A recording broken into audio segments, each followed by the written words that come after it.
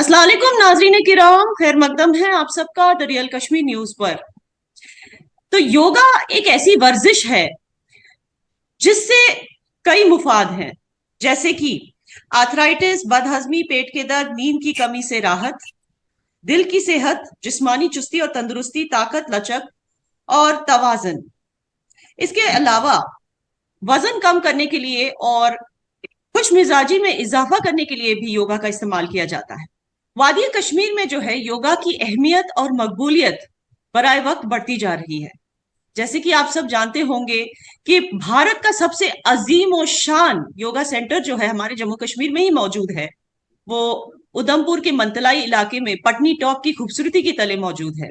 और इस प्रोजेक्ट के लिए गवर्नमेंट ऑफ इंडिया की टूरिज्म डिपार्टमेंट ने 99 करोड़ रुपए सैंक्शन किए हैं।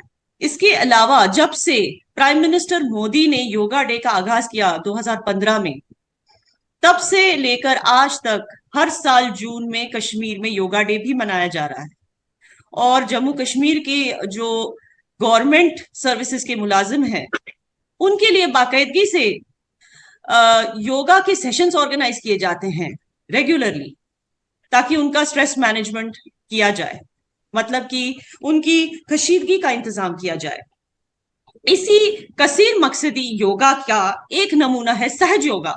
आइए हम अपनी मेहमानों की तरफ रुख करते हैं और उनसे और मालूमात हासिल करते हैं सहज योगा के बारे में। तो मैं आपका तारुफ करा दूं हमारे गेस्ट से। एक तरफ है श्री एनपी सिंह जी, जो लाइफ इटर्नल ट्रस्ट के ट्रस्टी हैं पिछले 9 सालों से, और पिछले 30 सालों से सहज योगा के मुआलिज हैं, तालबा हैं।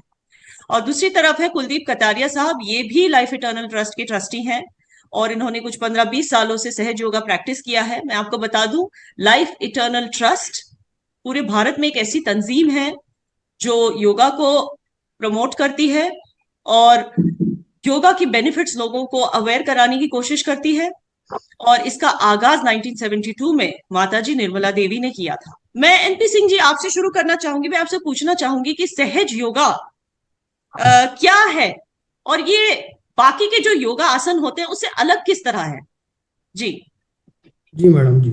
सबसे पहले मैं जो दर्शक हैं आपके माध्यम से हमको सुन रहे हैं, देख रहे हैं, उनको नमस्कार करना चाहता हूँ और थोड़ा सा करेक्शन करना चाहता हूँ शुरू करने से पहले। जी एक्चुअली सहयोगा माताजी निर्मला देवी की एक मानव जाति को अभूतपूर्व देन है और ये 5 मई 1970 को शुरू हुआ था, ना कि 72 को, 5 मई 1970 को शुरू हुआ था।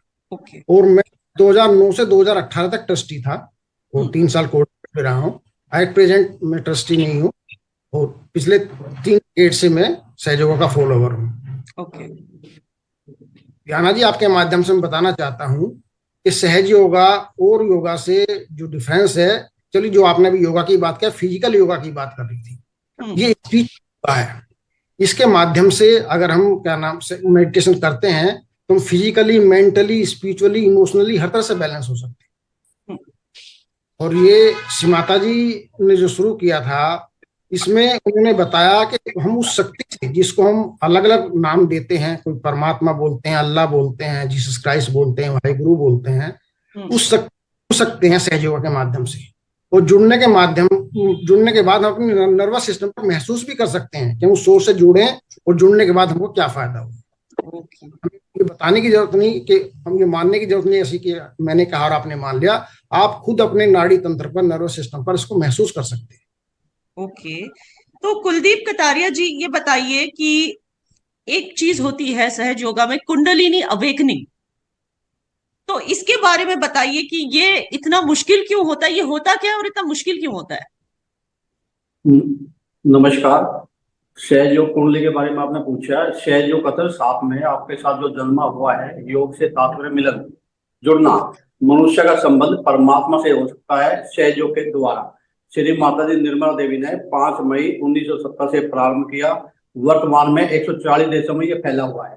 जब हम ध्यान करते हैं उसका कुंडली का जागरण होता है सहज योग के द्वारा। जब हम ध्यान करते हैं अपना सुबह शाम, जब उसका कुंडली उठती है हमारी, और आपके तालु भाग से और सिर के यहाँ से, आपके हथेली से और तालु भाग से ठंडा ठंडा चैतन्य प्रवाहित होता है। उससे हमारा आत्मा से परमात्मा का मिलन होता है। ओके। आत्मा का परमात्मा से मिलन, यानी कि एक शख्स का जो है परवरदिगार से मिलन होता है, इनका ये कहना है। तो अब हम जानने की कोशिश करते हैं कि इस कुंडलिनी को अवेकन कैसे किया जाता है, एनपी सिंह जी। हाँ मैडम, इसमें श्री माता जी ने ये जो आपने बताया ना इतना मुश्किल क्यों है, मुश्किल पहले समय में होता था मुश्किल ये, क्योंकि पहले कहा जाता था कि अष्टांग योग के बाद कुंडली जागृत हो सकती है, जिसके लिए लोग सात गुफाओं, कंदराओं, पहाड़ों पर जाकर तपस्या करते थे कई वर्षों तक। उसके बावजूद भी किसी किसी को उसका अनुभव हो पाता था, और एक ग्रस्त में रहता हुआ आदमी ये इतनी वो नहीं कर पाता था साहस कि हम इसको अनुभव कर सके। श्री माता जी ने आपके लिए इतना आसान इसको बना दिया कि आपकी कुंडलनी तत्क्षण जागृत हो सकती है, बशर्ते कि आपको इसको इसकी जागृति लेने की शुद्ध इच्छा हो और देने वाला इसके लिए सक्षम हो। तो श्री माता जी हमको बताया कि हमारे अंदर ये कुंडलनी शक्ति जन्मजात होती है।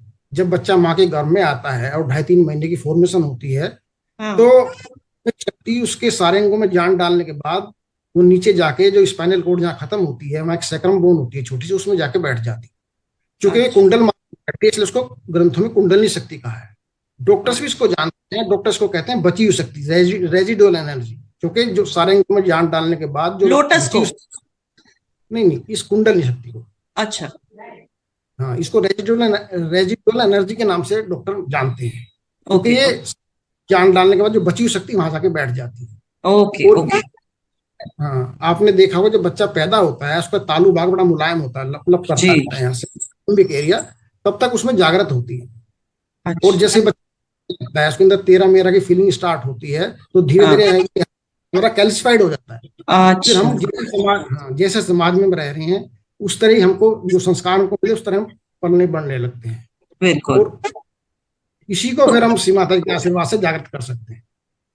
तो आप बताइए एनपी सिंह जी की लाइफ कैसे बदल जाती है सहज योगा करने से, फिर इस कुंडलिनी अवेकनिंग से और सहज योगा करने से लाइफ, मतलब जिंदगी में क्या डिफरेंसेस आती है? हाँ, होता ये है मैडम, जब कुंडलिनी जागृत हमारी हो जाती है उसके बाद हमारे, चूंकि परमात्मा ने इतनी सुंदर व्यवस्था हमारे अंदर की है, जितने भी इंकारनेशन समय समय पर आए हैं उनका एम्बॉडीमेंट शरीर में है, और अलग अलग चक्रों पे वो हमारे अंदर विराजमान है सारे डिटीज। मतलब आप ये कह रहे हैं कि अगर हम इस्लामिक तरीके से इसको सोचें तो अल्लाह का जो नूर है, परवरदिगार का नूर हमारे अंदर आ जाता है, आप ये कह रहे हैं इसको करने से? ठीक है याना जी, जिस तरह हम अपने अंदर हृदय में आत्मा का वास समझते हैं कि ये परमात्मा की अल्लाह की शक्ति हमारे अंदर है, उस तरह कुंडलिनी शक्ति हमारे अंदर आदि शक्ति का प्रतिबिंब है जिसने इस पूरी सृष्टि को बनाया है। तो जब श्री माता जी के आशीर्वाद से ये कुंडलिनी जागृत होती है और हमारे सारे चक्रों को भेजती हुई रीढ़ की हड्डी के द्वारा ऊपर उठती हुई सहस्त्रा जो लिम्बिक एरिया जो मैंने बताया उससे निकलती है, तो परमात्मा की जो ओवरराइडिंग पावर है उससे एक एकारिता स्थापित करती है। फिर हमारा पोषण जो है परमात्मा की इच्छा अनुसार होता है, और फिर हमारे अंदर जितने कार्य या दोष हैं वो धीरे धीरे अपने आप सबसाइड होने लगते हैं। हर आदमी को मालूम है कि मेरी क्या कमजोरी है, मुझे गुस्सा आता है, मैं गाली गलौज करता हूँ, किसी के साथ चीट करता हूँ, अपनी कमजोरियां। हाँ, तो जब आप सहयोग तरीके से मेडिटेशन करने लगते हैं तो अपनी डे टू डे लाइफ में आप महसूस करने लगते हैं कि मेरे अंदर क्या परिवर्तन आ रहा है। और जब परिवर्तन आएगा, जो नेगेटिव इफेक्ट, जो नेगेटिव एनर्जीज है हमारे अंदर से, नेगेटिव फीलिंग्स, नेगेटिव इमोशंस निकल जाती, खत्म हो जाती, क्योंकि हम परवरदिगार से जुड़ते जाते हैं, आप ये कह रहे हैं, है ना? बिल्कुल जी। तो कुलदीप जी आप ये बताइए कि विलंब भी एक वर्ड है जो यूज होता है सहज योगा में, मतलब इट्स अ स्टेट ऑफ, ये एक मतलब एक अलग ही फीलिंग है, मतलब it's a state of thoughtlessness, thoughtlessness में भी अवेयरनेस, मतलब कि सोचना बंद कर देना और उसमें भी आगाही होना। ये कैसे होता है और ये क्या है, और इसको, इसका सहज योग में क्या इंपॉर्टेंस है? ये जैसे जैसे हम सहयोग की प्रैक्टिस करते हैं और धीरे धीरे जैसे हम सुबह शाम ध्यान करते हैं तो आदमी निर्विचारतम होता है, और जो फालतू की नेगेटिव है जैसे ध्यान करते जैसे हमारी कुंडली जागृत होती है और नेगेटिव फोर्स दूर हो जाती है। एनपी सिंह जी आप बताना चाहेंगे विलंब क्या होता है? मैडम, आदमी के अंदर जो विचार होते हैं तो पास्ट के होते हैं, फ्यूचर के होते हैं। हाँ। तो फ्यूचर के बीच में जब विचार ना रहे वो विलंब होता है। जब हम प्रेजेंट में रहते हैं जी, वो पास्ट कोई भी विचार हो, हम कितना ही सोचते रहे कुछ, वो हमारा कल क्या नुकसान हुआ, कैसे हुआ, वो ठीक नहीं हो सकता। या प्रेजेंट की हम फ्यूचर की हम चिंता करते रहे कि कल को क्या होगा, हमारा कैसे पालन का काम चलेगा, बच्चे कैसे होंगे, तो उस विचारों में घूमते रहते हैं। तो इन दोनों के बीच में जब प्रेजेंट में रहते हैं, और प्रेजेंट है फ्रैक्शन ऑफ सेकंड्स, जैसे आप और हम यहाँ बैठे हैं और बात कर रहे हैं, ये प्रेजेंस है। जितना हम इसको बढ़ा सकें, हमारे अंदर विचार ना पास्ट के आए ना फ्यूचर के आए, जितना ये विलंब, इसमें हम थॉटलेसली अवेयर होते हैं, हम बैठे हैं, पता है बात करते हैं, हमको विचार हमको परेशान नहीं कर रहा किस तरह से। और ये कुंडली का स्वभाव है, जब कुंडली हमारे ऊपर उठती है, सहस्त्रार जो लिम्बिक एरिया को पार कर जाती है, तो हमारे अंदर वो थॉटलेस की स्थिति पैदा करती है। मतलब फिक्र जो होती है, मुस्तकबिल की फिक्र, इन सब चीजों को, मुस्तकबिल की फिक्र, या फिर इवन पास्ट की जो गिल्ट होगी या कोई भी चीज पास्ट की जो हमें हॉन्ट कर, वो सारा कुछ निकाल के सिर्फ प्रेजेंट में फोकस करना, प्रेजेंट में रहने लगते हैं, प्रेजेंट टेंस में। हाँ हाँ, यही एक ऐसा माध्यम है जिसके द्वारा हम प्रेजेंट में रह सकते हैं। अदरवाइज हमको पास्ट या फ्यूचर के विचार परेशान करते रहते हैं, हम कितना ध्यान करें तो और उससे जो है परवरदिगार से कनेक्शन करना फिर मुश्किल हो जाता है, बिकॉज वो चीज, वो जो फिक्र है वो बीच में आ जाती है, लाइक अ बैरियर, आप ये कह रहे हैं। अच्छा, आप ये बताइए कि जी, आप ये बताइए कि सुषुम्ना नाडी जी, ये क्या होता है, और इससे जो है आम इंसान को कैसे इसका फायदा होता है? सुषुम्ना नाडी ये क्या चीज है? मैडम, हमारे अंदर 3 नाड़ियां होते हैं, ईड़ा, पिंगला, सुषुम्ना। लेफ्ट नाड़ी को हम ईड़ा कहते हैं, राइट को पिंगला कहते हैं, और सेंटर की नाड़ी को हम सुषुम्ना नाड़ी कहते हैं। ओके। मेडिकल साइंस में को लेफ्ट, राइट और पैरासिम्पैथेटिक नर्वस सिस्टम कहते हैं। Okay. या आयुर्वेदा में इसको वात, पित्त और कफ की नाड़ी कहते हैं। तो जो बीच की नाड़ी है इसको हम सुषुम्ना नाड़ी कहते हैं। Okay. और जो स्पाइनल कॉर्ड में होती है, इसी नाड़ी में हमारे जो अलग अलग चक्र हैं वो सारे विराजमान होते हैं। इन्हीं चक्रों के माध्यम से कुंडली ऊपर उठती है, और जब ऊपर उठती है तो वही हमको प्रेजेंट में लाती है। हमारे अंदर जो बहुत अधिक जो इच्छाएं हैं वो धीरे धीरे बैलेंस होने लगती हैं, बहुत ज्यादा कार्य करने की जो प्रवृत्ति थी वो बैलेंस होने लगती है, और हम संतुलन में आने लगते हैं, सुषुम्ना नाड़ी में रहते हैं। ओके, ठीक। अच्छा, ये बताइए कुलदीप सर, आप बताइए कि श्री माता जी निर्मला देवी जो सहज योगा की फाउंडर हैं, इनके बारे में कुछ बताइए। और इनका 100th बर्थडे माशाल्लाह आप लोग मनाने जा रहे हैं, इनका 100वां जन्मदिन, तो इस बारे में भी आप निर्मला देवी के बारे में थोड़ा सा बताइए दर्शकों को।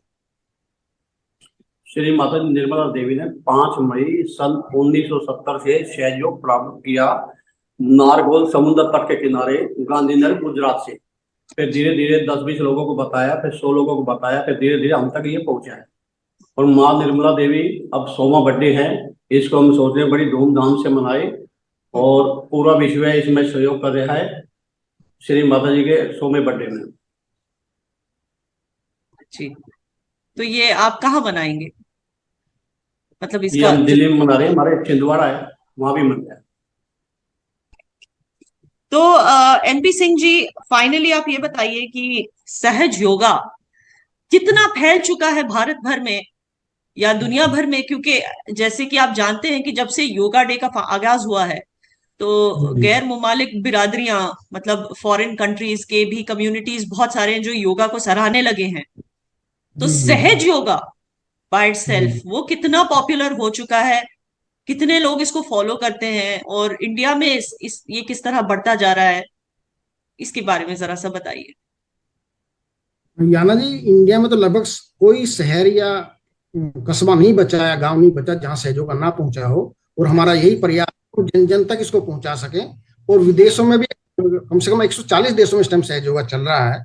अच्छा। और ये प्रयास है, और 100वें बर्थडे पे जो हम लोग आप लोगों को अप्रोच किया कि हम अपनी बात को रख सकें, जो श्री माता जी का उद्देश्य था, जो उन्होंने कहा कि जो चीज मैंने आपको दी आप जन जन तक पहुंचाओ, तो यही हमारा प्रयास है श्री माता जी 100वें बर्थडे पर, कि जन जन तक ये मैसेज हम पहुंचा सके।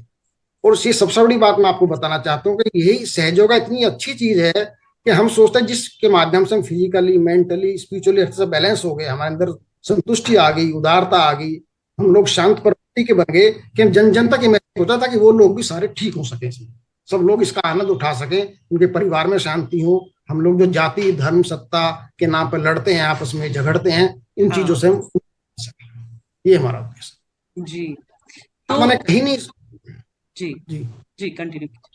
परमात्मा ने की ये इच्छा है कि जो मैंने सृष्टि बनाई है सब आनंद में रहें, सब मजे में रहें, आपस में लड़े झगड़े ना, वो ठीक उसी तरह बिकॉज जाहिर सी बात है कि परवरदिगार ने हर किसी का खून लाल किया है, हर किसी को एक दिल, 2 किडनीज, 2 लंग्स, 1 ब्रेन दिया है। तो जब परवरदिगार ने अपने इंसानों में जब फर्क नहीं किया, तो इंसान क्यों एक दूसरे में फर्क करता है? तो आप ये कह रहे हैं कि सहज योगा से जो है अलग अलग कम्युनिटीज में भी एक इंसानी बॉन्डिंग आ जाएगी, और लोग ये समझने लग जाएंगे कि मेन जो कनेक्शन है वो परवरदिगार से होता है, एंड वो सहज योगा से पॉसिबल है।